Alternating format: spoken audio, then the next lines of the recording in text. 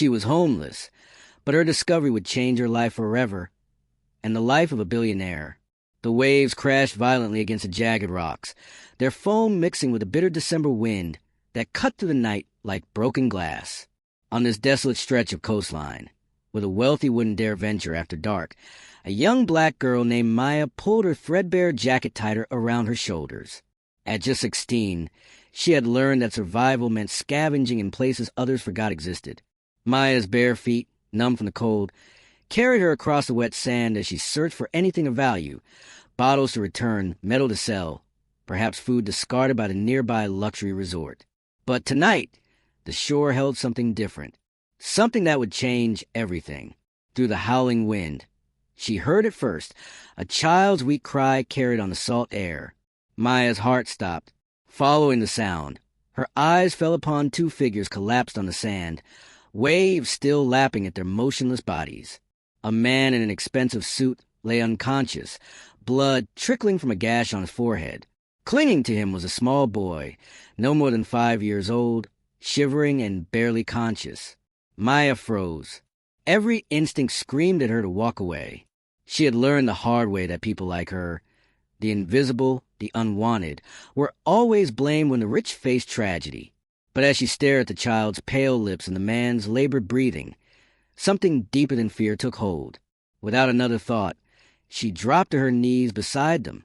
Working with trembling hands, Maya pressed her torn jacket against the man's head wound to stop the bleeding.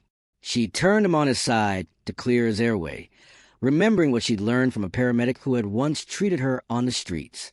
The child stirred in her arms as she shared her body heat, whispering gentle words to keep him conscious. For 20 agonizing minutes, she fought death itself, breathing life back into two strangers who would never have noticed her in daylight. When the distant sound of sirens finally pierced the night, Maya felt a mixture of relief and dread. Help was coming, but so was judgment. As the paramedics rushed past her without acknowledgement, loading the unconscious man and child into the ambulance, Maya stepped back into the shadows where she belonged. Or so she thought. The next morning brought a crowd to the scene that would shatter Maya's world completely. News trucks lined the coastal road, their bright lights illuminating what had become a crime scene in the public eye. The unconscious man, it turned out, was Richard Blackstone, one of the most powerful billionaires in the country, owner of tech empires and real estate dynasties that shaped entire cities. Maya watched from a distance as police officers gestured toward the spot where she had saved 2 lives. But the narrative being woven bore no resemblance to the truth. Whispers spread to the gathering crowd like wildfire. A homeless girl was found with him. She was probably trying to rob him. These people always take advantage. When Detective Morrison spotted Maya hiding behind a weathered fence post, his eyes narrowed with suspicion. "You!" he called out, his voice carrying across the beach. "Come here. Now!" Every head turned toward her as Maya emerged from the shadows, her patched clothes and unwashed hair marking her as different from everyone else present. The crowd's murmurs grew louder, more venomous.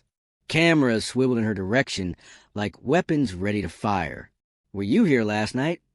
Morrison demanded, his tone suggesting guilt before innocence. "Yes," Maya whispered, her voice barely audible above the wind. "I found them. I helped them." Laughter erupted from the crowd, cruel, mocking laughter that cut deeper than any physical wound. A woman in a designer coat sneered. "Help them? Look at yourself, child. You can barely help yourself." But the cruelty was just beginning. By afternoon, the Blackstone family's private jet had landed at the nearby airstrip, bringing Richard's brother Marcus and his wife Victoria, 2 people whose wealth had insulated them from any reality beyond their gilded existence. When they arrived at the hospital, their fury was palpable. Marcus Blackstone stormed out of the building's main entrance, his Italian leather shoes clicking against the marble steps as reporters rushed toward him. His silver hair was perfectly styled despite the crisis, his navy suit immaculate, but his eyes burned with a rage that money couldn't buy. "Where is she?" Marcus snarled at Detective Morrison. "Where is this person who was found with my brother?" Maya, who had been sitting on a bench outside the hospital hoping for news of the child's condition, felt every eye turn toward her once again. She stood slowly, her joints stiff from sleeping on park benches, and faced the approaching storm. Victoria Blackstone looked Maya up and down with undisguised disgust. "This is what passes for a good Samaritan these days," she said, her voice dripping with disdain. "Marcus, look at her. She probably saw Richard's Rolex and thought Christmas had come early." The gathered crowd began to nod in agreement. These were the elite, board members, socialites, and power brokers who had never questioned their place in the world's hierarchy.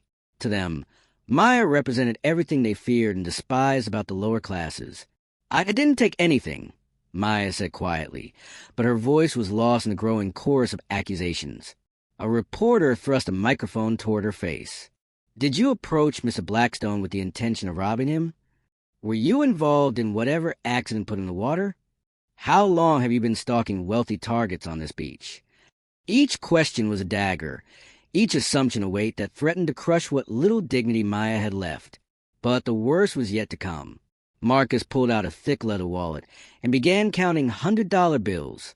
"Listen, girl," he said, his voice carrying the practiced authority of someone accustomed to buying solutions. "My brother is fighting for his life, and my nephew is traumatized. The last thing our family needs is this circus." He held out $5,000 in cash, the bills crisp and new. "Take this money. Disappear. Forget you ever saw them, and we'll forget we ever saw you. Everyone wins." The crowd murmured its approval. This was how their world worked. Problems were solved with money. Inconvenient truths were buried beneath green paper, and people like Maya were expected to be grateful for the opportunity to be erased. Maya stared at the money, her hands shaking. $5,000 would mean food for months, a warm place to sleep, maybe even a chance to get off the streets. All she had to do was walk away from the truth. "Take it," Victoria hissed. "Take it and get out of our sight before we call security." But Maya's eyes drifted toward the hospital windows above, where somewhere inside, a little boy was recovering from nearly drowning. The same little boy who had clung to her on the beach, who had looked into her eyes with trust rather than judgment. "No," Maya said, her voice barely a whisper. Marcus's face darkened. "Excuse me?" "I said no." This time, Maya's voice carried across the parking lot with surprising strength. "I didn't save your brother and his son to get paid. I saved them because it was right." The crowd erupted in fresh laughter and jeers. Victoria stepped closer, her perfume overwhelming in the cold air. "You little fool," she spat. "Do you have any idea who you're refusing? My husband could have you arrested with a single phone call. We could make your miserable life even more miserable." Maya felt tears stinging her eyes, but she refused to let them fall. She had survived 16 years on the streets by being invisible, by accepting that people like the Blackstones would never see her as human. But standing here now, surrounded by their cruelty, she realized that invisibility was another form of death. "I know exactly who you are," Maya replied, her voice growing steadier with each word. "You're the kind of people who think money makes you better than everyone else. But your money didn't save your family last night." "I did." The silence that followed was deafening. For a moment, even the reporters stopped scribbling in their notebooks. Marcus's face turned purple with rage, while Victoria's mouth opened and closed like a fish gasping for air. Then the cruelty resumed with doubled intensity. Phone cameras appeared, recording Maya's defiance for a social media mockery. Voices rose from the crowd. "Who does she think she is? Ungrateful little street rat. She's probably on drugs. That's why she's talking crazy." But amid the chaos, a small voice cut through the noise like a blade. "Maya." Everyone turned toward the hospital entrance, where a young boy with bandages on his arms was being wheeled out in a wheelchair by a nurse. 5-year-old Tommy Blackstone's eyes were bright with recognition and joy as he spotted Maya in the crowd. "Maya," he called again, reaching out his small hands toward her. "You saved me. You saved Daddy."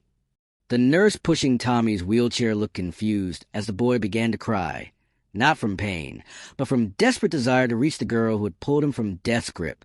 "She stayed with me," Tommy told the nurse, his voice carrying across the suddenly quiet parking lot. "When I was cold and scared, she held me and told me stories about brave knights." Marcus and Victoria exchanged glances, their certainty beginning to waver. The crowd's jeers faded into uncomfortable murmurs. Even Detective Morrison loosened his grip on his handcuffs. Dr. Sarachun, the trauma surgeon who had treated both Richard and Tommy, stepped forward with a clipboard in her hands. She was a small woman with graying hair and tired eyes, but her voice carried absolute authority. "I need to speak with whoever provided first aid at the scene," Dr. Chen announced. "The preliminary medical report shows that without immediate intervention, both patients would have died from their injuries and exposure." Maya raised her hand slowly, feeling every eye in the parking lot focus on her once again. Dr. Chen approached her, ignoring the expensive suits and designer dresses that surrounded them. "You applied pressure to stop the bleeding?" "Yes, ma'am." "You cleared his airway and maintained body heat for the child?" "Yes, ma'am." Dr. Chen nodded, making notes on her clipboard. "Your actions saved their lives. The blood loss would have been fatal within minutes, and the child was already showing signs of severe hypothermia." She looked up at Maya with something that had been absent from every other face in the crowd: respect. "Young lady, do you have any medical training?" Maya shook her head. I've seen paramedics work before." I watched and remembered. A ripple of unease passed through the assembled elite. Their comfortable narrative was crumbling piece by piece, but they weren't ready to surrender their prejudices yet. Victoria stepped forward again, her voice sharp with desperation. "Doctor, surely you can't be certain about—" "Mrs. Blackstone," Dr. Chen interrupted, her tone professional but firm. "I've been a trauma surgeon for 22 years. I know life-saving intervention when I see it. This young woman is the reason your family is still intact." But even as some in the crowd began to shift uncomfortably, others doubled down on their cruelty. A man in a $1,000 suit called out, "She was probably there to rob them in the first place. Maybe she caused whatever put them in the water." "Yeah," another voice added, "convenient that she was the only one around to play a hero." Maya felt the familiar weight of judgment crushing down on her shoulders. No matter what she did, no matter how much truth emerged, she would always be seen as less than human by people who measured worth in dollar signs. Tommy began crying harder in his wheelchair, reaching desperately toward Maya. "I want Maya," he sobbed. "She's nice to me. She doesn't yell." The nurse looked around at the hostile faces surrounding them and made a decision that would change everything. "This child has been through severe trauma," she announced loudly. "His blood pressure is spiking from stress. I need everyone to calm down, or I'm taking him back inside immediately." As if summoned by his son's cries, a weak voice called out from the hospital entrance. "Tommy? Where's Tommy?" Every head turned toward the glass doors, where Richard Blackstone himself stood leaning heavily on a crutch, his head wrapped in white bandages. His billion-dollar empire, his vast influence, his carefully maintained image, none of it mattered now. He was simply a father looking for his son. Richard's eyes were unfocused as he scanned the crowd, still recovering from his head injury.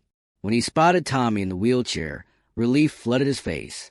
But as his gaze moved across the assembled crowd, confusion replaced relief. "What's happening here?" Richard asked, his voice hoarse but carrying the authority that had built his empire. Why does Tommy look upset?" Marcus rushed to his brother's side, his earlier confidence evaporating. "Richard, you should be resting. The doctor said—" "I heard Tommy crying," Richard said, brushing off his brother's concern. His eyes found Maya standing apart from the crowd, and he studied her face with the same intensity he once used to analyze billion-dollar acquisitions. I remember you." Maya's heart stopped. This was it, the moment when even a man she had saved would reject her, when her act of heroism would be twisted into something sinister. But Richard's next words shattered every expectation in that parking lot. "You're the angel who pulled us from the water." The silence was so complete that the distant sound of waves could be heard clearly.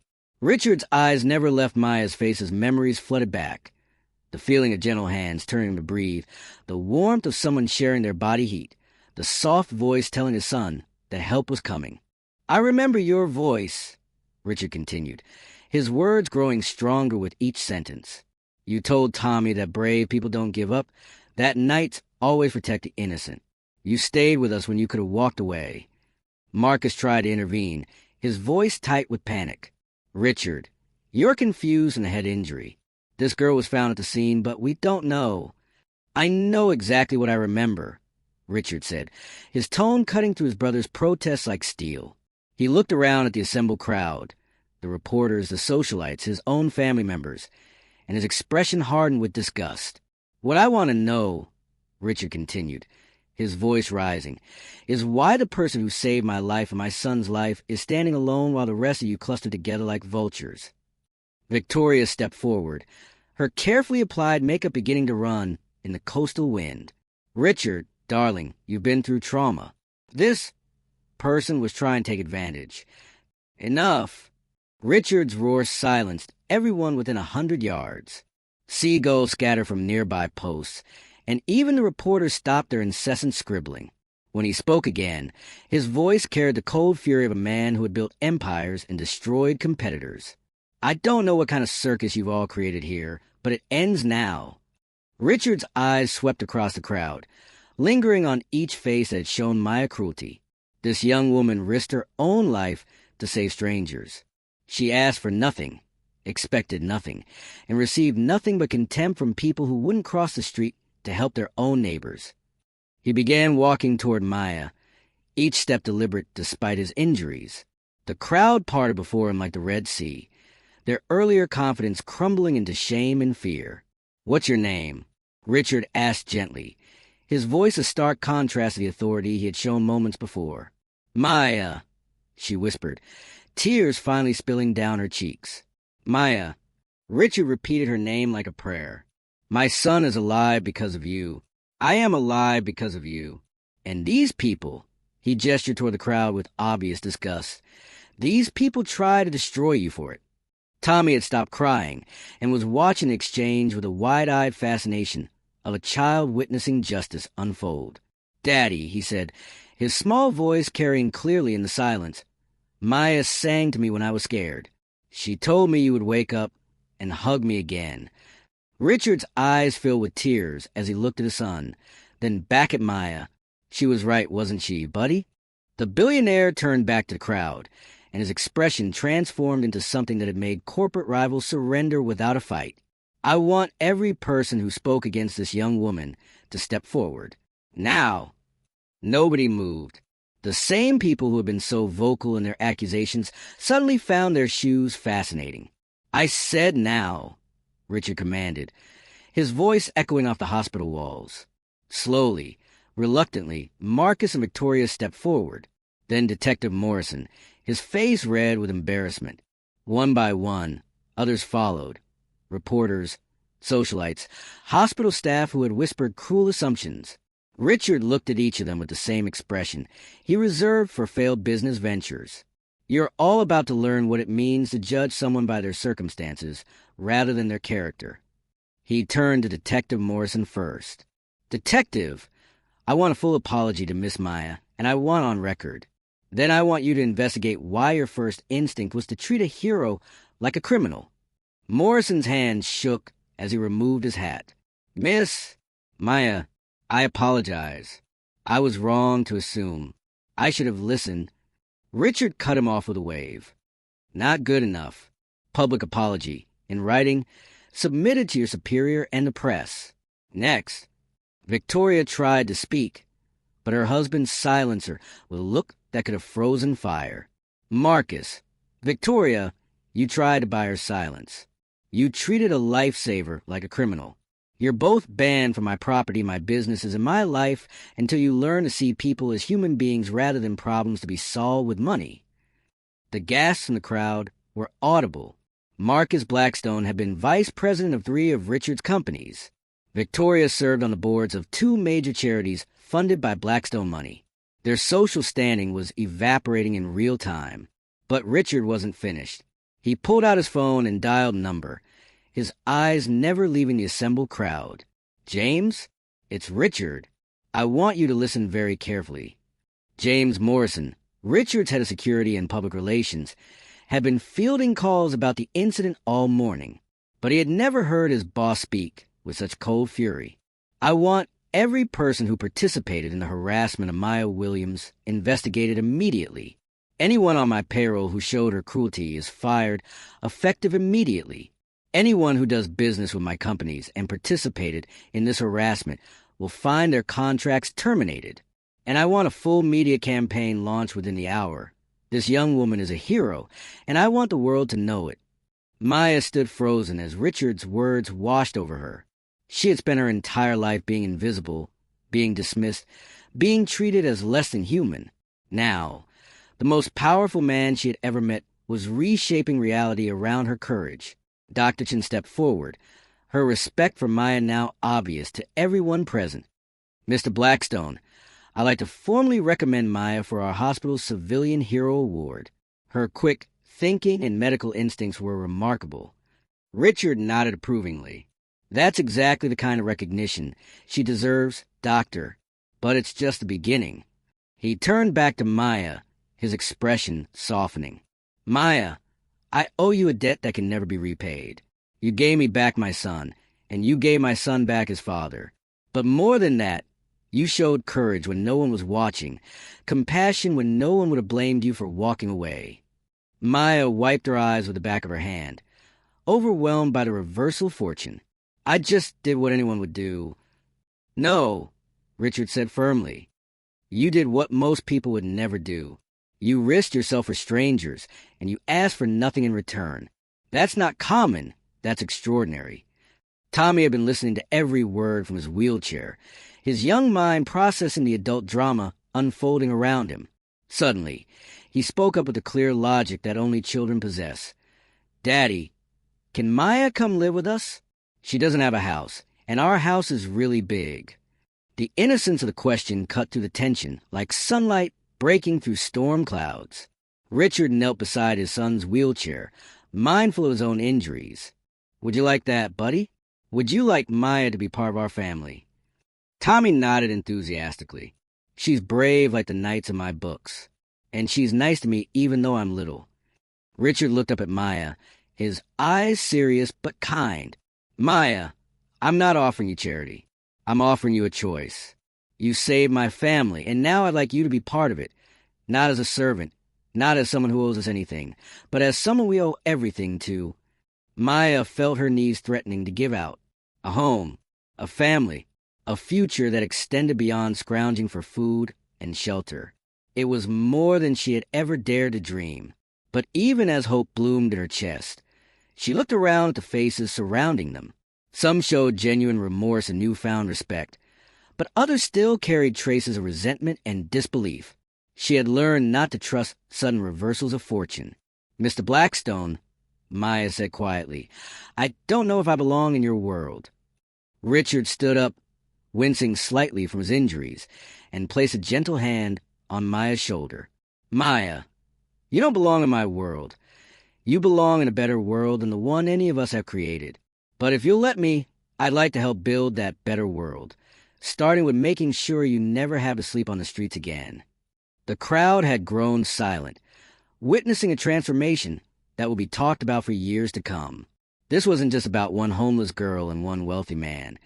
It was about the fundamental questions of human worth and dignity that society preferred to avoid. Richard turned to address the reporters who had been documenting every moment. I want you all to understand something. Maya Williams is not a feel-good story for your evening news. She's not a symbol or a charity case. She's a human being who showed extraordinary courage, and she deserves to be treated with the respect and dignity that every person deserves. He paused, letting his words sink in. But she's also a mirror that reflects how quickly we judge people based on their appearance, their circumstances, their social status.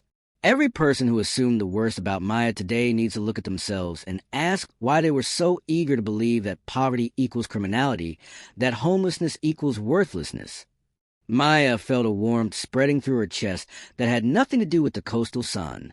For the first time in her life, someone with power was using that power not to diminish her, but to amplify her humanity. Dr. Chin stepped forward again, her medical authority lending weight to her words. If I may add something, Maya's actions last night required not just courage, but knowledge and skill. She didn't just stumble upon an accident and call for help. She actively provided medical intervention that kept 2 people alive until professional help arrived. That kind of quick thinking and applied knowledge suggests abilities that our society has overlooked. Richard nodded, his business mind already working. Dr. Chen raises an excellent point. Maya, have you ever thought about studying medicine? Maya's eyes widened. I never thought I could. Why not? Richard asked simply. You've already proven you have the instincts and the courage. The rest can be learned. Tommy clapped his hands from his wheelchair, delighted by the direction the conversation was taking. Maya could be a doctor like Dr. Chun. She could save more people. The transformation was complete now. Maya had gone from suspected criminal to acknowledged hero, to potential family member, to future professional in the span of 2 hours. But more importantly, the people around her had been forced to confront their own prejudices and assumptions. Victoria, who had been silent since Richard's devastating rejection, finally found her voice. Richard, I owe you an apology. Maya, I was wrong. Completely, inexcusably wrong. Maya looked at the woman who had tried to buy her silence and erase her from the story. Victoria's makeup was ruined, her perfect composure cracked. But for the first time, she looked human. I accept your apology, Maya said quietly. But I hope you remember this feeling the next time you meet someone who doesn't fit your expectations. Marcus stepped forward as well, his earlier arrogance replaced by genuine shame. Maya, there's no excuse for how I treated you. I let my fear and prejudice override my humanity. If you'll allow it, I'd like to help however I can to make up for the harm I caused. Richard watched his brother's words carefully, weighing their sincerity. Marcus, if you're serious about making amends, then start by examining every assumption you make about people based on their appearance or circumstances. And start by publicly acknowledging what Maya did for our family. The crowd was beginning to disperse now, but the energy had completely shifted. Where before there had been hostility and mockery, now there was reflection and, in many cases, shame. The reporters were already crafting stories that would be very different from what they had planned to write that morning. As the parking lot gradually emptied, Richard, Maya, and Tommy found themselves in a small circle of genuine connection. The billionaire looked at the homeless girl who had saved his life, and she looked back without fear for the first time. Richard said, I want you to know that what happened here today, both the cruelty and the justice, will change how I run my businesses, how I choose my associates, and how I raise my son. You've given me more than my life back. You've given me perspective. Maya nodded, still processing everything that had occurred. Mr. Blackstone, I don't know how to thank you for standing up for me. Nobody ever has before. Then we're even, Richard replied with a smile. Because nobody ever saved my life before either. Tommy reached out from his wheelchair and took Maya's hand in his small one. Maya, will you really come live with us? And will you tell me more stories about brave knights? Maya looked down at the little boy whose trust had never wavered, even when the adult world around him had erupted in cruelty and judgment. In his eyes, she saw something she had never seen before, unconditional acceptance. I'd love to, Tommy, she said, her voice thick with emotion. I'd love to. As the sun began to set over the coastal waters where this extraordinary day had begun, the unlikely family made their way toward Richard's waiting car. But Maya paused at the edge of the parking lot and looked back at the beach where she had made a choice that changed everything. Just hours ago, she had been invisible, another forgotten face in society's margins. Tonight, she would sleep in a warm bed for the first time in years. Tomorrow, she would begin a new life filled with possibilities she had never dared to imagine. But the real transformation wasn't in her circumstances. It was in the recognition of her inherent worth as a human being. She had always been brave, always been compassionate, always been valuable. It just took a crisis to reveal what had been there all along. As they drove away from the hospital, Tommy chattering excitedly about showing Maya his room and his toy knights, Richard caught her eye in the rearview mirror. Maya, he said, I want you to remember something. What you did last night, saving us, that wasn't unusual because you're homeless. That was unusual because you're extraordinary. Your circumstances never defined your character. They just hid it from people who were looking at the wrong things. Maya wiped away fresh tears, but these were different from the ones she had cried that morning. These were tears of recognition, acceptance, and hope. "Where are you watching from?" she whispered to herself, thinking of all the other invisible people who might hear this story someday. And what would you do if you had the chance to save someone, even if they would never think to save you? The car disappeared into the evening traffic, carrying with a story that would ripple outward in ways none of them could imagine. Because sometimes the most powerful transformations begin not with wealth or status or influence, but with a single person choosing to see the humanity in another. In a world that judges worth by bank accounts and measures value by possessions, Maya Williams had reminded everyone of the most fundamental truth: that courage, compassion, and character cannot be bought, cannot be faked, and cannot be erased, no matter how hard society tries. And somewhere in the coastal darkness, the waves continued to crash against the shore where an invisible girl had become impossible to ignore, proving that heroes don't always wear capes. Sometimes they wear threadbare jackets and bare feet, and they change the world one act of kindness at a time. Never underestimate the power of those society tries to erase. You never know when someone everyone overlooks might be the very person who saves everything that matters. If this story moved you, share it with someone who needs to be reminded of their own invisible worth. Like this video to spread Maya's message, and let us know in the comments. What small act of courage might you perform today that could change someone's entire world?